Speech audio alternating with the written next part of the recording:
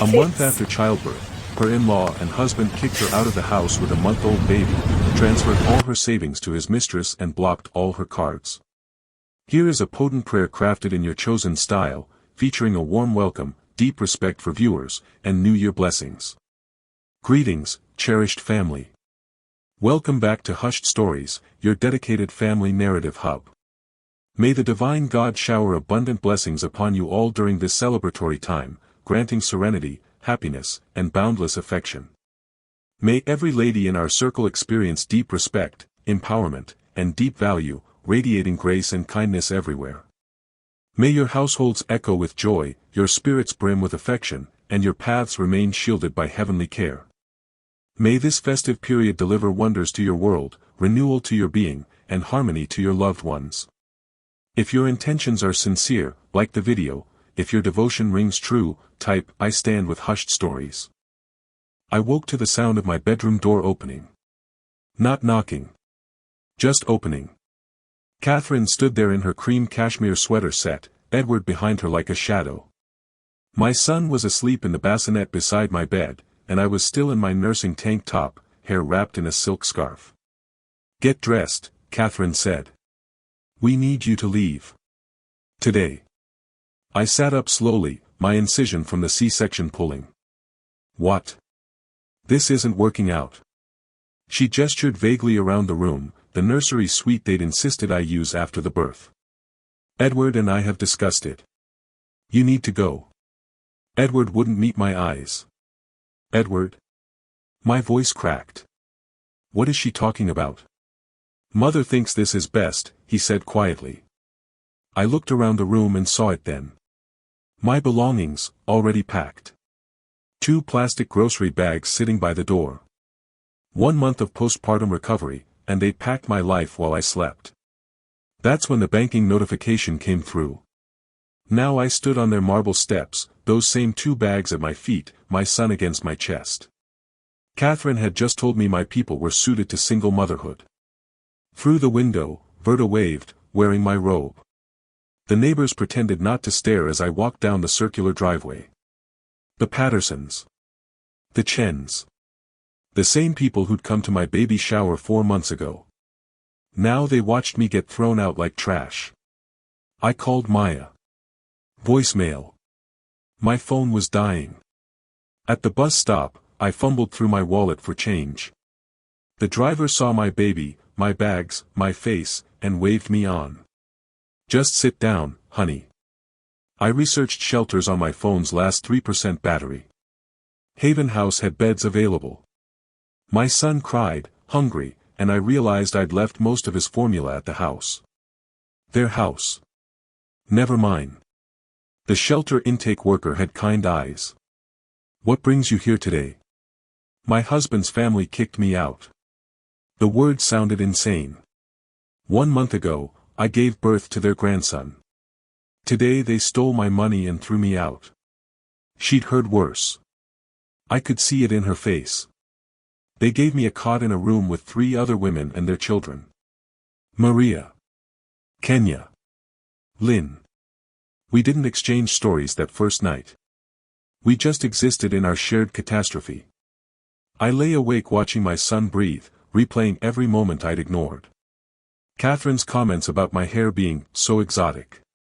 Edward's increasing distance after the birth. Verda at our house for Sunday dinners, Catherine seating her in my chair when I was upstairs nursing. They'd been planning this for months. And I'd been too tired, too trusting, too desperate to belong to see it. By day 3, I knew the shelter rhythm. Wake at 6 when the lights came on. Wait in line for the shared bathroom. 20 women, 4 stalls, 2 showers. I learned to nurse my son while standing, one hand holding him, the other brushing my teeth. Maria had a black eye that was turning yellow. Kenya's 2 kids shared her cot because there wasn't room for more. Lynn shook sometimes, but she'd been clean for 60 days and wasn't going back. We rationed everything. I had 4 bottles of formula left. Kenya showed me how to stretch them by adding extra water. "Not too much," she warned. "Babies know." I spent mornings filling out forms. WIC application. Emergency Medicaid. TNF. Each one asked, "Why do you need assistance?" I wrote the same thing every time. Husband's family expelled me 1 month postpartum and stole my savings. Maya called on day 5. "I'm coming to get you right now." When she walked into Haven House, she stopped in the doorway. Took in the cots, the crying children, me sitting there with my son in a room that smelled like industrial cleaner and desperation. She started crying before she reached me. Everything was in the Thompson Family Trust, she said in the shelter's consulting room. The house, the cars, even the bank accounts. You have no legal claim to any of it. My savings. Joint account. Legally, Edward had every right to transfer it. She wiped her eyes. My firm can't take your case. We do contract work for Thompson Enterprises. Conflict of interest. Legal aid had a 3-month waiting list. That night, I borrowed Kenya's phone charger. Opened Instagram on 8% battery. Verda's page was public. Posted 2 hours ago, her in my bedroom, wearing my sapphire necklace, the one my mother left me. Caption: Sometimes you have to upgrade to first-class gemstone airplane #blessedlife #new beginnings. The comments made my stomach turn. So happy for you both. Edward deserves someone who fits his lifestyle. So glad he finally found someone appropriate. Appropriate. I locked myself in the bathroom stall, sun against my chest, trying to cry silently. But my body shook with it. All those years of making myself smaller. Laughing at Catherine's comments about urban culture. Straightening my hair for their family photos. Smiling through the microaggressions at their country club where I was the only black face. The bathroom door opened. Kenya's voice: "Honey, I don't know your story, but I know that look. You're gonna survive this. We all do." That night, I remembered our college meeting. Edward in his frat letters, me in my scholarship student uniform of thrift store confidence. He'd said he didn't see color. I'd thought that was beautiful. I should have run. At our wedding, my side of the church held 12 people. His held 200. Catherine wore white. I'd pretended not to notice. I'd spent 3 years pretending. Now I had nothing. 2 weeks in, I knew every crack in the ceiling above my cot. My son needed his 1-month checkup, but I had no insurance. Emergency Medicaid was still processing. The clinic saw us anyway. The social worker's pity was worse than Catherine's cruelty. "You're doing great, Mama," she said, like I was a child myself. In the waiting room, I saw her. Mrs. Patterson, our neighbor, their neighbor. She froze mid-step. "Sasha. I thought you were. Where's Edward?" "He's with his new girlfriend in the house I used to live in." Her face flushed. "Oh. We were told. Well. I hope things work out." By evening, my phone lit up with texts from Thompson family friends. "Heard you left Edward. That's unfortunate. Hope you're getting the help you need." They thought I left. Catherine was rewriting history, making me the villain who abandoned my family. Then the legal letter arrived. Thompson family attorney. Custody evaluation requested. Edward was seeking full custody based on my unstable living situation and inability to provide adequate care. Maya burst into the shelter that night. "They're trying to take your baby." The legal aid attorney had finally called back. She had 17 minutes between appointments. "They have resources. You have none. Judges favor stability. The shelter address works against you." I needed housing. I needed employment. I needed childcare to get employment. I needed money to get childcare. The system was designed to keep me exactly where I was. Every application asked the same questions. Every form required documentation I didn't have. Every program had a waiting list. At 2 a.m., my son's forehead burned against my lips. Fever. The shelter director called me a cab to the ER. I didn't have money for a cab. She paid.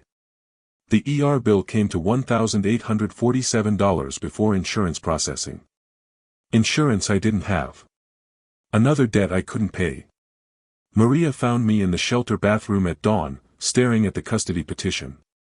They're trying to break you. Don't let them. But maybe they were right. Maybe my son would be better off in that mansion with unlimited resources instead of a shelter cot. Maybe loving him meant letting him go. Don't you dare, Maya said when I voiced it aloud. You're his mother. We'll figure this out. But there was nothing to figure out. No path forward. Just walls closing in. The letter came on day 16. Forwarded from my old address, their address. Wellington and Associates Estate Law. I almost threw it away, assumed it was another lawsuit, another legal attack. But I was already destroyed. What was one more piece of bad news? I opened it with numb fingers. Estate of Ayana Marie Rodwell. We are writing to inform you that you are the sole beneficiary. I read it 3 times. My grandmother's name. The woman who'd cut us off when I was 7. The woman my mother said was ashamed of us. The letter requested my presence at their downtown office regarding a significant estate. I googled the firm on Kenya's phone. Legitimate. Top estate law in the city. I googled my grandmother's name. Real estate magnate Ayana Rodwell, 79, dies. Estate estimated at $150 million. The phone slipped from my hands. The letter arrived on a Tuesday, slipped under the stack of donation clothes someone had left in the shelter's common room. Sasha almost missed it entirely, but the cream-colored envelope caught her eye as she settled into the worn armchair, Kai finally asleep in his stroller beside her. The return address read, Wellington and Associates Estate Law, in raised lettering that spoke of old money and mahogany offices. She opened it carefully, her hands still shaking slightly from the morning's panic about formula. Estate of Ayana Marie Rodwell. Sasha read the name 3 times before it clicked. Her grandmother. Her mother's mother, the woman who'd been nothing but a ghost in her childhood, a name mentioned in whispers and then not at all. They hadn't spoken since Sasha was maybe 7, one of those ruptures that children sense but never fully understand. She remembered her mother's explanation, delivered in that tight voice she used when trying not to cry, we've been cut off from Grandma's family. The assumption had always been that her grandmother was ashamed. Ashamed of her daughter's choices, ashamed of the poverty, ashamed of whatever failures had led them to food stamps and Section 8 housing. Her mother had died 5 years ago. No reconciliation. No deathbed forgiveness. Just silence that hardened into permanent absence. Now this, sole heir and significant estate. It had to be a mistake. Sasha's dying phone barely had enough battery for a Google search, but she tried anyway. Ayana Rodwell pulled up results that made her stomach drop. Real estate magnate Ayana Rodwell, 79, dies. Articles about a mysterious property empire, worth an estimated $150 million. This couldn't be her grandmother. It had to be someone else, or a scam, or... You look like you've seen a ghost, Maya said that evening, finding Sasha still staring at the letter. Sasha showed it to her wordlessly. Maya's eyes widened. Wellington and Associates is legitimate. Very legitimate. Top estate law in the city. She looked up, her expression fierce. You need to go to this meeting. I have nothing to wear. I can't take the baby on the bus for hours. I'll drive you. I'll take the day off. I'll watch Kai. You're going. She didn't want us, Sasha said, and hated how small her voice sounded. Why would she leave me anything? Only one way to find out. That night, Sasha couldn't sleep.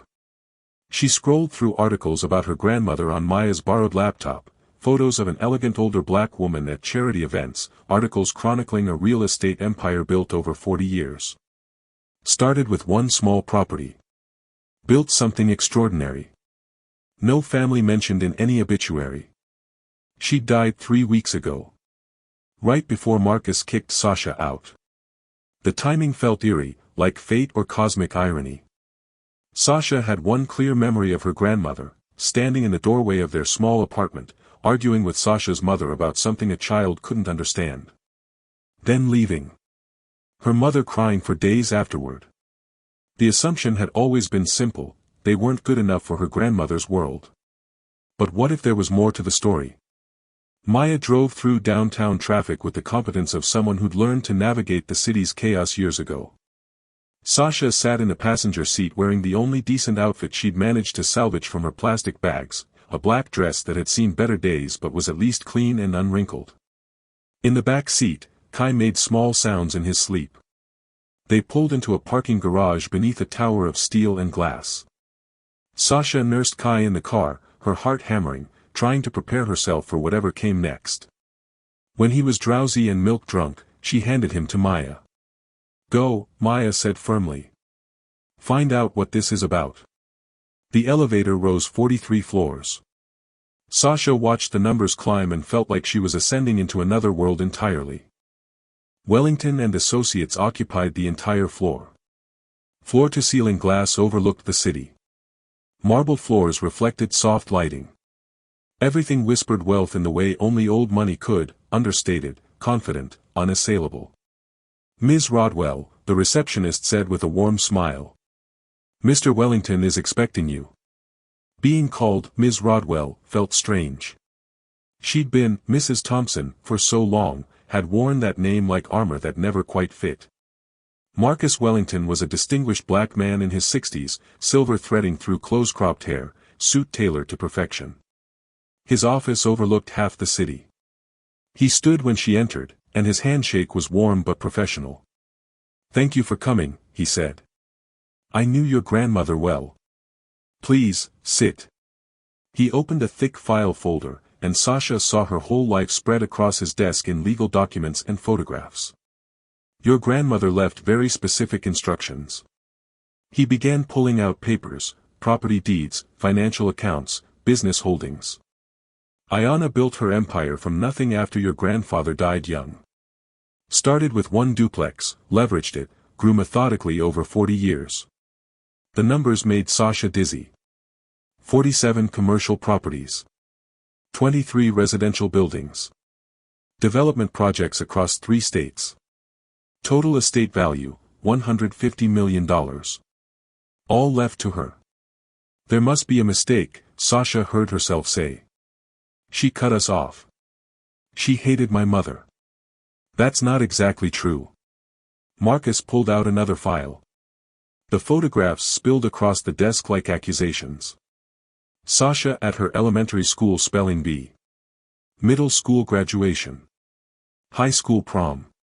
College move-in day, she'd had no idea anyone was watching. Her wedding day, and there in the back of the church, barely visible, an elegant older woman Sasha had never noticed. Screenshots from social media. Her pregnancy announcement. Photos of Kai. Her grandmother had tracked every milestone. Marcus continued, his voice gentle.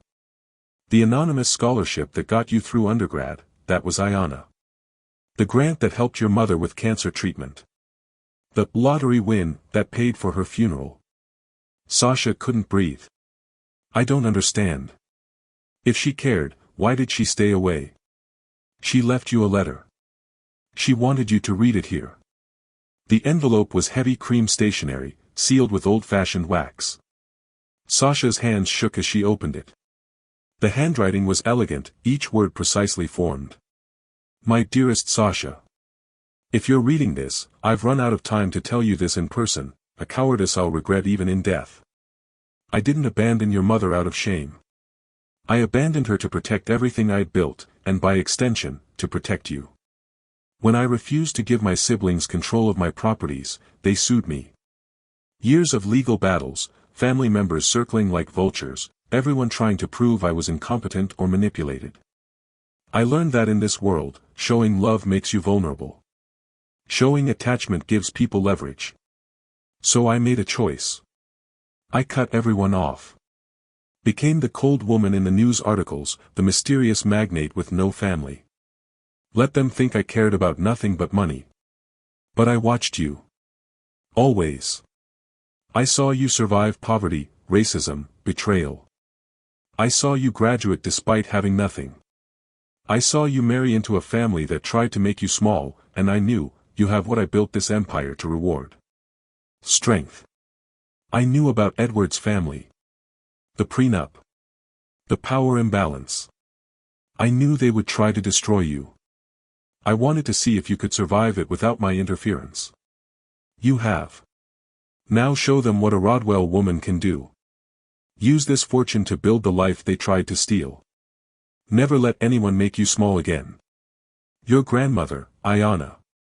Sasha was crying before she finished, tears splashing onto the expensive paper. Marcus waited, patient and kind, while she composed herself. The transfer of properties will take weeks, he said quietly. But there's $5 million in liquid cash available. We can have it transferred within 48 hours. $5 million. Sasha had been panicking about formula money 3 days ago. Your grandmother also left one more thing. Marcus showed her a property list. One address jumped out, the building housing Thompson Family Enterprises corporate offices. Sasha stared. My grandmother owned this? Your grandmother was very strategic about what she acquired. Marcus's expression was carefully neutral. Several properties have interesting connections to your situation. The implication hung in the air. Her grandmother had known about the Thompsons. Had positioned her pieces deliberately. What would you like to do? Marcus asked. I need to think, Sasha said through tears. He handed her a credit card. $50,000 limit until the main accounts transfer. Get yourself and your son somewhere safe. Take your time. Then we'll talk strategy. Sasha returned to Maya's car barely able to form words. Maya took one look at her face and asked, well? She left me everything. Sasha's voice sounded distant, like it belonged to someone else. $150 million. Maya nearly crashed the car. She pulled over, hands shaking on the wheel. What? Sasha took Kai back, held him close, and cried into his soft hair. She watched my whole life, Maya. She was at my wedding. She paid for my mother's funeral. She was always there. That night, Sasha returned to the shelter. She couldn't process fast enough to leave yet, couldn't wrap her mind around the enormity of what had just happened. She lay on her cot, reading her grandmother's letter over and over until the words blurred. Kenya noticed the change. You got good news. I can see it. Sasha wasn't ready to share. Maybe. I hope so. The next day, Maya took her shopping. Using the temporary credit card felt surreal, buying actual clothes, baby supplies, diapers in bulk instead of counting out singles for a small pack. The luxury of choice after weeks of rationing everything. They found an apartment in a luxury high-rise with immediate availability. First month's rent and deposit, $8,000. Pocket change now. Sasha signed the lease with hands that still trembled. 48 hours later, she was moving from the shelter to a furnished apartment with floor-to-ceiling windows. She said goodbye to Kenya, Maria, Lynn, women who'd shared their stories and their strength when she had nothing. You got out, Kenya said, fierce and proud. Don't forget us. I won't, Sasha promised. I won't. That first night in the apartment was surreal. Kai slept in an actual crib, delivered the same day. Sasha lay in a real bed with clean sheets, surrounded by silence instead of shelter sounds, no crying babies, no arguments, no fear. She cried from relief and grief. Grieving the grandmother she'd never known, angry about the lost years, trying to understand why it had happened. So many questions she could never ask. Maya called. What do you want to do? I want them to hurt the way they hurt me. Then let's make a plan. Sasha spent the next week processing, adjusting, researching. She learned about each property her grandmother owned, following the web of connections with growing awareness. The building housing Thompson Family Enterprises corporate offices. The parking garage they used daily. The warehouse they leased for storage. The restaurant where Edward held business lunches. Ayanna had built a strategic portfolio around the Thompson empire. Had she known this would happen? Or had she simply prepared for any possibility? Either way, Sasha now held leverage over everything Thompson related. She met with Marcus again. I want to file for divorce. And I want full custody. Marcus nodded slowly. I practice estate law, but I know the best family law attorney in the city. Shall I make a call? Diana Chen was fierce, a woman in her 40s with a killer reputation and eyes that missed nothing. She listened to Sasha's story without interruption, taking notes in precise handwriting. With your resources, we can bury them, Diana said finally. I want more than that. Sasha held Diana's gaze. I want everything. They assembled a team over the next few days. Diana Chen for family law. Marcus Wellington for estate and property matters.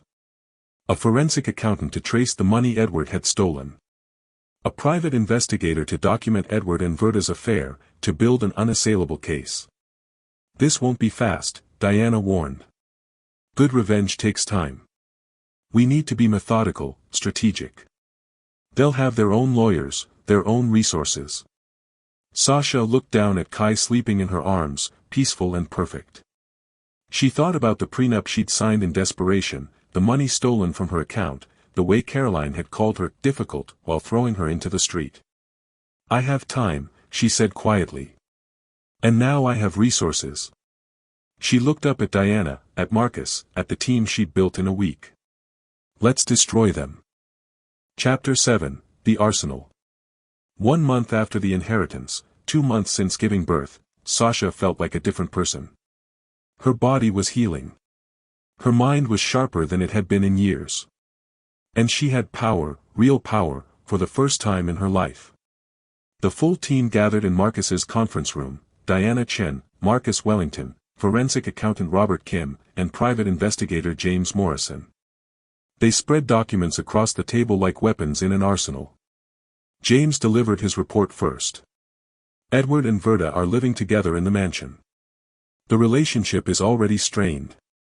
He slid photos across the table. Money stress. Edward's business lost a key client last week. Verda's spending is out of control, the stolen money is nearly gone. Cars, jewelry, vacations to Miami and Aspen. We've documented frequent arguments. $342,000, evaporated in 2 months. Catherine is still controlling Edward's decisions, James continued. She's at the house 3 times a week, minimum. Diana leaned forward. We have multiple angles of attack. Robert spoke next, his accountant's precision evident in every word. The stolen money is traceable. Yes, it came from a joint account, but the timing proves malice. Transferred while Sasha was postpartum and vulnerable, with evidence of coordination with Catherine Thompson. We can prove intent. Marcus pulled out a property file. Thompson Family Enterprises lease is up for renewal in 4 months. You're their landlord. You can decline to renew. Not yet, Sasha said. I want them to feel safe first. Diana nodded approvingly. Multi-pronged attack.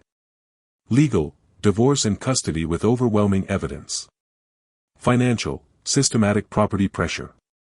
Social, exposure of Catherine's orchestration. Personal, let Edward and Verda's relationship implode naturally.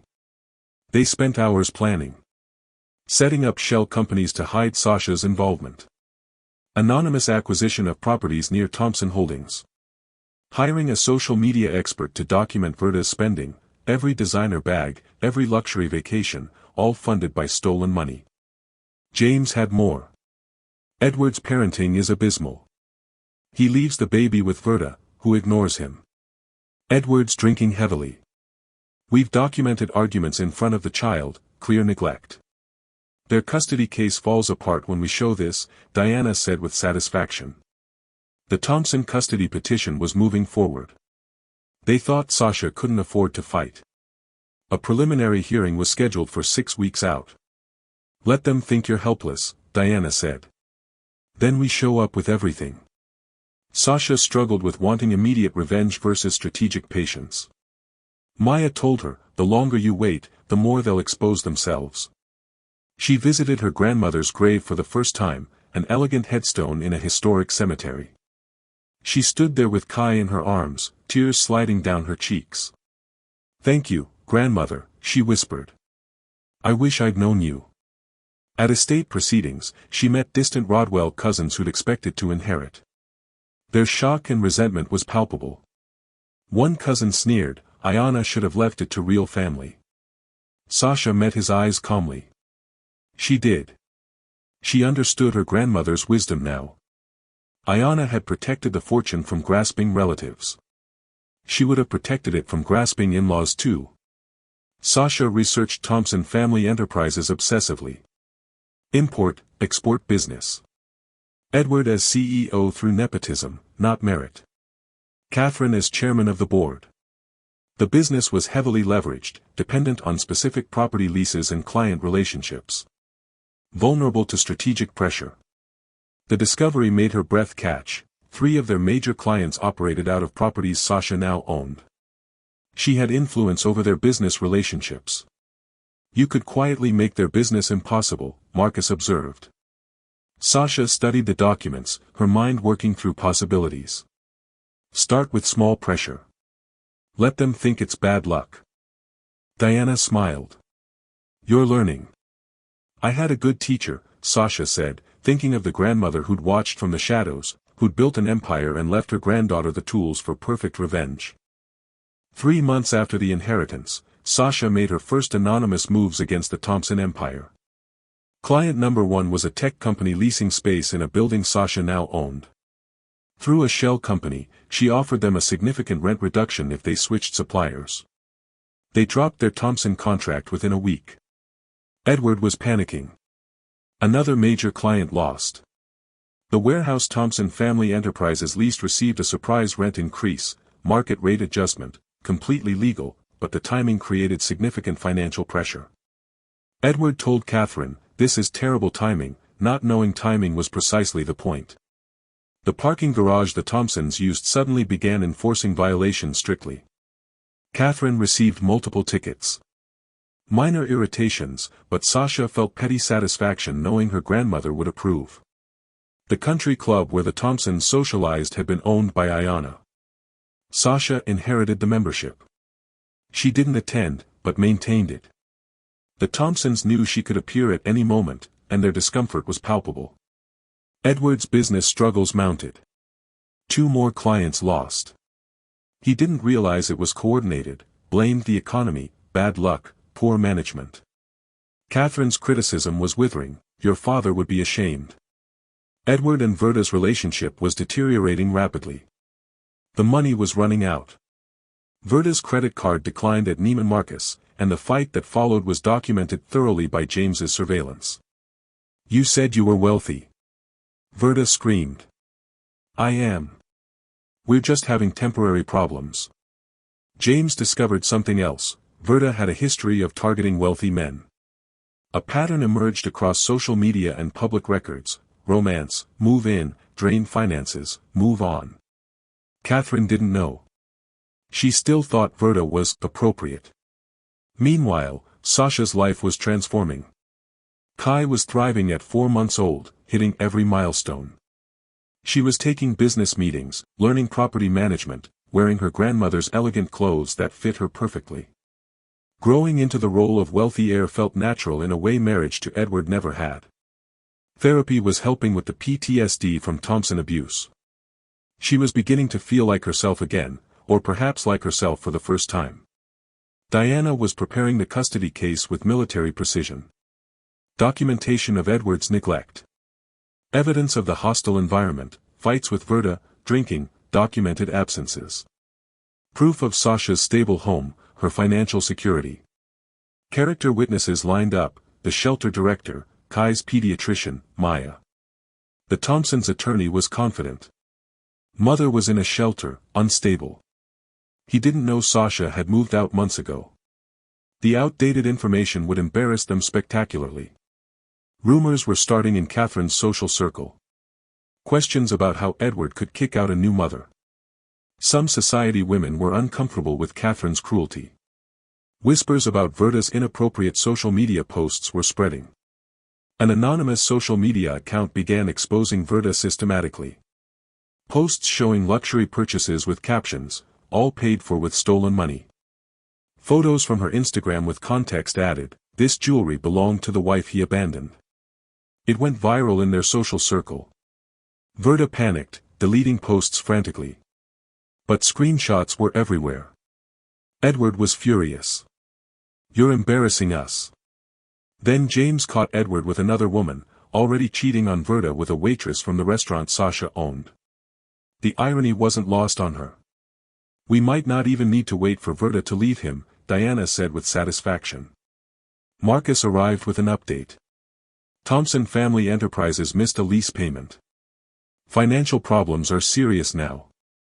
Edward's trying to get a loan, but the bank is asking questions about stability. The business was in jeopardy. Sasha faced a decision point. How much further do we go before court? Diana studied her. We have enough to win custody. The question is whether you want to destroy them completely or just win your son. Sasha thought about being thrown out postpartum. The stolen money. Caroline's face when she'd called her difficult. The prenup signed in desperation. Both, she said without hesitation. I want both. 1 week before the custody hearing, Edward's world collapsed in earnest. Thompson Family Enterprises lost 2 more clients. The bank called in their loan, citing financial instability. Catherine was forced to inject personal funds, and her resentment toward Edward grew poisonous. Then came the unexpected development. Edward's sisters reached out. Jessica and Caroline Thompson met Sasha through intermediaries, their faces pale with shock. What he did to you was wrong, Jessica said quietly. They hadn't known the full story. Catherine had controlled the narrative completely. We were told you left him, Caroline explained. That you were unstable, that you'd abandoned your son. Learning the truth, that their brother had expelled Sasha 1 month postpartum, horrified them. That could happen to us, Jessica whispered, and Sasha saw fear in her eyes. Fear of their own mother. They offered to testify against Catherine and Edward. This is devastating to their case, Diana said with barely contained excitement. The final explosion between Edward and Verda came 3 days before the hearing. James captured everything on video. You're broke. You're worth nothing. Verda screamed. I gave you everything. You ruined us. I'm leaving. I found someone actually wealthy. She packed her stolen jewelry, the designer clothes that had once belonged to Sasha. Edward begged her to stay, pathetic and desperate. Verda's parting shot was cruel, you're weak. Just like your wife said you were. She left. Edward drank alone in the mansion, calling her obsessively while she blocked his number. Catherine arrived, and instead of comfort, delivered blame. I did this for you and you couldn't even keep her. Then she revealed everything. She'd orchestrated it all, recruited Verda specifically to break up the marriage, planned the timing for maximum vulnerability, coordinated the financial theft. All to get rid of Sasha. Edward realized his mother had destroyed his marriage. But he was too weak to fully confront her, too conditioned to obedience. The Thompson family imploded from within. Jessica and Caroline refused to support the custody case, threatening to expose Catherine publicly if she proceeded. Catherine's social circle turned cold as anonymous information reached society reporters. The article appeared in the city's premier society magazine, Society Matriarch's Cruelty Exposed. Details of forcing out a new mother. Catherine's quote about single motherhood leaked to devastating effect. Her reputation was in tatters. The country club quietly revoked her membership, Sasha's influence, though Catherine would never know. They're falling apart before we even get to court, Marcus observed. We still present everything, Diana said firmly. Make it official. Sasha prepared methodically. Designer suit from her grandmother's wardrobe, fitted perfectly. Team briefing with the forensic accountant, James, Diana. Kai would stay with a trusted nanny Maya had recommended. She was ready for anything. The night before the hearing, she wrote a letter to her son, for him to read when he was older, explaining what had happened and why she'd fought. Never let anyone make you smaller than you are, she wrote, echoing her grandmother's words. Edward's desperate calls started that evening. Blocked number, but he left voicemails. We need to talk. This doesn't have to go to court. I made mistakes. No apology. No acknowledgement of real harm. Just fear of consequences. Sasha didn't respond. She listened to each voicemail once, then deleted them. Let him panic, Diana said when Sasha called to report the contact. Tomorrow we show him what real power looks like. Sasha stood at her apartment window, looking out over the city her grandmother had conquered. Somewhere out there, Edward was drinking and panicking. Catherine was watching her social empire crumble. Verda was already moving on to her next victim. And tomorrow, Sasha would walk into that courtroom with an army behind her and take back everything they tried to steal. She thought of her grandmother, watching from shadows for decades, building this arsenal piece by piece. Thank you, she whispered to the city lights. I won't waste what you gave me. The morning of the custody hearing arrived cold and bright. Sasha stood outside the family court division, breathing slowly, centering herself. Edward arrived with a cheap attorney, looking disheveled and aged beyond his years. Catherine stood beside him, still projecting superiority despite the cracks in her facade. Their shock when Sasha arrived was visible even from across the courthouse steps.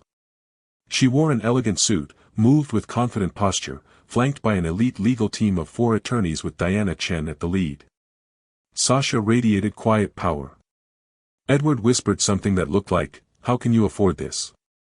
Catherine's eyes narrowed, calculating. Inside, Judge Williams, an experienced family court judge with a no-nonsense reputation, called the hearing to order. The Thompson attorney presented first. Father seeks custody based on mother's instability. He attempted to present the shelter address as Sasha's current residence. Diana stood smoothly. Objection. Outdated information. She presented Sasha's current address, a luxury high-rise in the city's most exclusive neighborhood. The Thompson attorney fumbled his papers. Diana's presentation was methodical and devastating. Timeline of Edward's abandonment, expelled 1 month post-birth. Financial abuse, $342, $180 stolen. Evidence of coordinated family conspiracy, complete with Catherine's text messages obtained legally through discovery. A recording of Catherine admitting she'd orchestrated the scheme with Verda. PI video showed Edward ignoring his crying son, Edward drunk while supposedly caring for the baby, the fighting with Verda creating an unstable environment. Character witnesses testified, the shelter director, Kai's pediatrician, Maya. All spoke of Sasha's devotion, her resilience, her fierce protection of her son. Diana disclosed Sasha's inheritance, demonstrating unquestionable financial stability. Judge Williams's face showed growing disgust with each revelation. Then Jessica and Caroline Thompson took the stand. They confirmed their mother's orchestration, described her pattern of manipulation, expressed genuine concern for their nephew's safety with Edward. It was devastating. The forensic accountant testified about money transferred during Sasha's postpartum vulnerability, evidence of premeditation, clear financial abuse. When Edward took the stand, he was defensive and showed no remorse. It was my money too, he said. He couldn't explain abandoning a newborn, couldn't explain months without contacting his son, couldn't explain his current financial instability. Diana's cross-examination destroyed him piece by piece. Catherine's outburst came suddenly, "This is ridiculous. That woman doesn't belong in our family." Judge Williams's voice was ice. "Mrs. Thompson, you will be silent or removed. Do you know who I am? I know exactly who you are. Be quiet." Sasha took the stand last. Composed, clear testimony. She described the expulsion with her newborn son, detailed the financial abuse, explained the homelessness, showed how she'd rebuilt. Her devotion to Kai was evident in every word. Diana asked, "Do you believe Edward should have custody?" "I believe my son deserves a parent who won't abandon him when things get hard. Edward proved he's not that person." Judge Williams called a brief recess. "I've heard enough." When she returned, her ruling was swift and unequivocal. Full custody to Sasha. Edward granted supervised visitation only, contingent on completing parenting classes. Child support set at the maximum amount. Order for Edward to repay the stolen funds with interest. And then, Mrs. Thompson, your manipulation and cruelty are beneath contempt. You will have no access to this child. A restraining order, official and binding. Catherine's face showed shock, then rage. Thompson Family Enterprises was ordered to pay Sasha's legal fees. The gavel fell. Case closed. Outside, media waited, someone had tipped them off. Ms. Rodwell, how do you feel? Grateful for justice. My son will grow up knowing his mother fought for him. Edward approached desperately. Sasha, please. We need to talk. Her voice was cold. My attorneys will handle any necessary communication. How did you afford all this? The lawyers, everything. Sasha's smile was sharp. You kicked me out thinking I had nothing. That was your first mistake. Catherine stepped forward. What does that mean? It means you threw away someone with resources you couldn't imagine. You had nothing. We made sure of that. You made sure I had nothing of yours. What I had from my own family, you knew nothing about. Realization dawned on Catherine's face. Edward's eyes widened. The properties, the business problems. I'm sure I don't know what you mean. But Sasha's smile told them everything. Marcus appeared at her elbow. Ms. Rodwell, we have another meeting. She walked away, legal team surrounding her like armor. Edward and Catherine stood alone as reporters swarmed with questions about elder abuse, financial crimes, custody abandonment. 3 months later, Sasha sat in her grandmother's former penthouse office, now hers, redecorated with photos and warmth. Kai, 7 months old, played on a mat nearby while she met with property managers. Thompson Family Enterprises couldn't pay rent. They'd been evicted, relocated to cheaper space. The business teetered on bankruptcy's edge. Jessica and Caroline had bought out their mother's share and offered Sasha a partnership, which she declined gracefully while wishing them well. Edward showed up inconsistently for his supervised visits. Kai didn't recognize him. It was sad, but Sasha had protected her child. Verda had been arrested for fraud in an unrelated scheme. Karma, working. Sasha was managing her grandmother's empire now, expanding into new properties. She'd established the Ayanna Rodwell Foundation, supporting single mothers escaping abuse, funding the shelter where she'd stayed, creating scholarships for black women. She visited her grandmother's grave weekly with Kai, leaving fresh flowers, telling him stories about his great-grandmother. She was strong. She survived. She built something lasting, Sasha told him. That's what Rodwell women do. Standing at her office window with her son in her arms, looking out over the city her grandmother had conquered, Sasha felt complete. You tried to throw us away like we were nothing, she whispered to the cityscape. But we're Rodwells. We don't break. We build empires. On her desk sat 2 photographs, her grandmother's elegant portrait, and beside it, Sasha and Kai, smiling. 3 generations of Rodwell strength. Thank you for teaching me who I really am, grandmother, Sasha said softly. I promise I'll teach him the same. No one will ever make him feel small. No one will ever make him forget his worth. Because he comes from Rodwell women. And we bow to no one.